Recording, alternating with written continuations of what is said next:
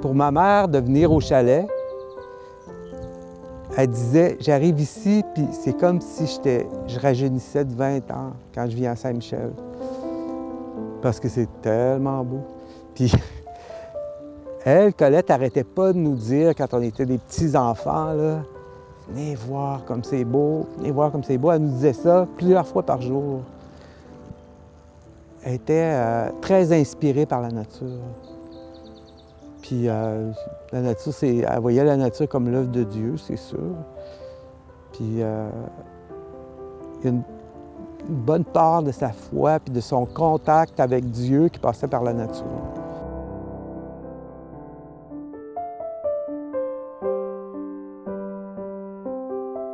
Comment ça s'est développé, ce désir-là que Colette devienne, soit nommée bienheureuse ou sainte, c'est qu'il faut se souvenir qu'il y a 2 ans, on a célébré l'année de la miséricorde, le jubilé de la miséricorde, et l'évêque de Québec et d'autres se disaient, bien, est-ce qu'on a dans notre milieu une personne qui peut être proposée comme modèle de quelqu'un qui a spécialement vécu la miséricorde et la compassion?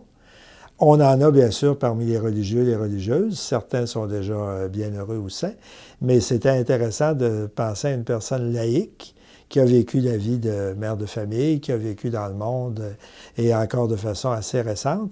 Et donc, assez naturellement, dans des échanges, dans des discussions, bien, on a dit, il nous semble que dans les 50 dernières années, en tout cas à Québec, c'est peut-être Colette Sanson qui illustre le mieux ce que c'est que d'exercer la compassion, la miséricorde avec les gens les plus seuls, les plus abandonnés de notre société.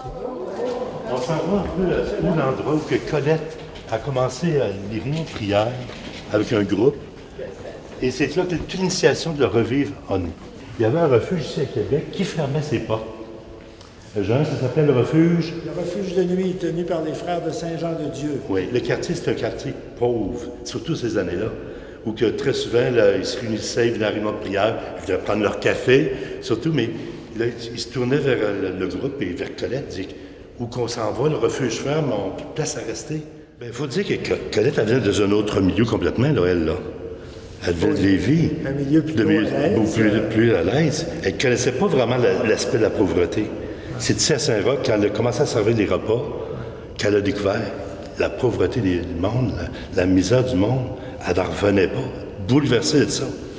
Mais ça faisait déjà un certain temps avant ça qu'elle cherchait une direction à sa vie, parce qu'après être demeurée veuve, bon, elle aurait eu ce qu'il fallait pour vivre assez confortablement avec ses enfants et tout, mais elle se disait, bien, qu'est-ce que le Seigneur attend de moi? Alors, à travers la prière, à travers l'adoration, à travers aussi un conseiller spirituel, petit à petit, elle s'est rapprochée de Saint-Roch. Parce que c'était des moyens de journée, là. On commençait de bonne heure le matin, puis le soir, vers 10 heures, on couchait les gars. Surtout, ils couchaient sur le plancher. On sortait les faunes, arrangés, puis les gars couchaient. Et elle finissait sa journée après ça à la chapelle. Tous les soirs. On était brûlés, nous autres, mais elle partait prier. C'était touchant de la voir, mais c'était Colette.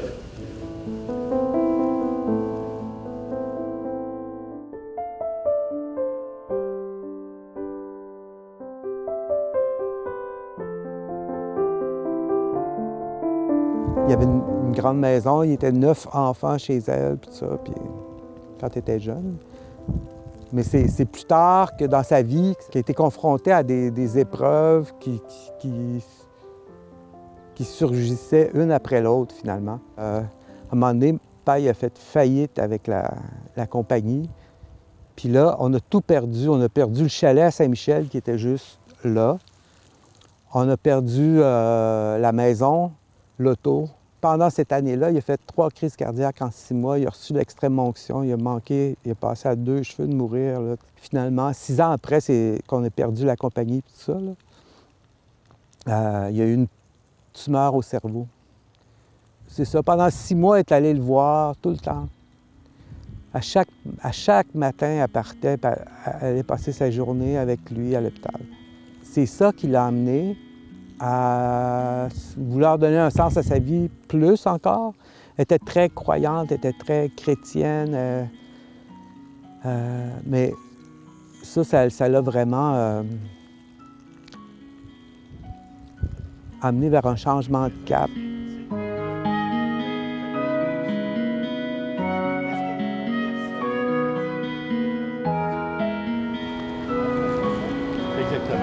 OK. C'est que c'était un peu particulier.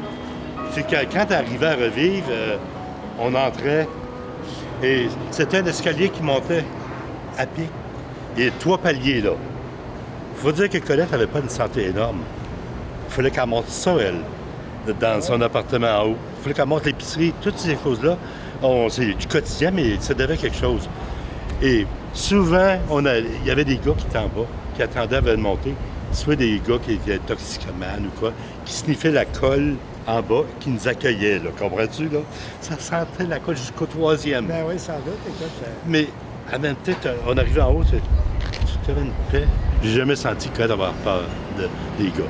Jamais. C'est ce qu'elle dit, en tout cas, quand elle porte le voyage. Il y a eu des dangers. Il y a eu des dangers, il y a eu des gars qui ont fait des crises, tout ça, mais elle avait une manière d'y prendre, une manière de réagir qui faisait que l'agressivité tombait finalement. Mais j'ai vu Colette prendre un gars par la barbe. Mais très bien du gars. Moi, elle est venue parce qu'il était trop chaud. Elle a dit, tu sors de la cuisine, il ne voulait pas. Et tu sors de la cuisine, elle dit, Michel, ton souhait, il va te frapper, toi.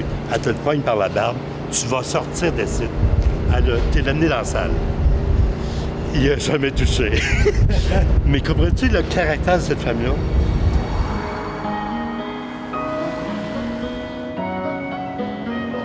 Oui, Colette, lorsque les personnes arrivaient pour leur premier séjour à la maison, le monde rentrait ici, elle avait son bureau juste au coin.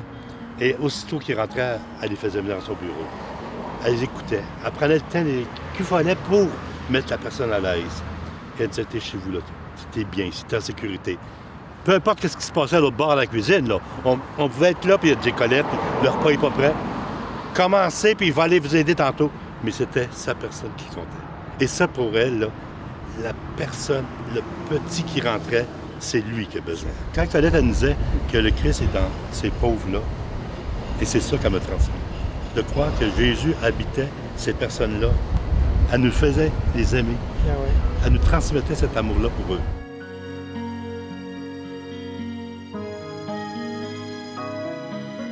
Elle avait une assurance aussi.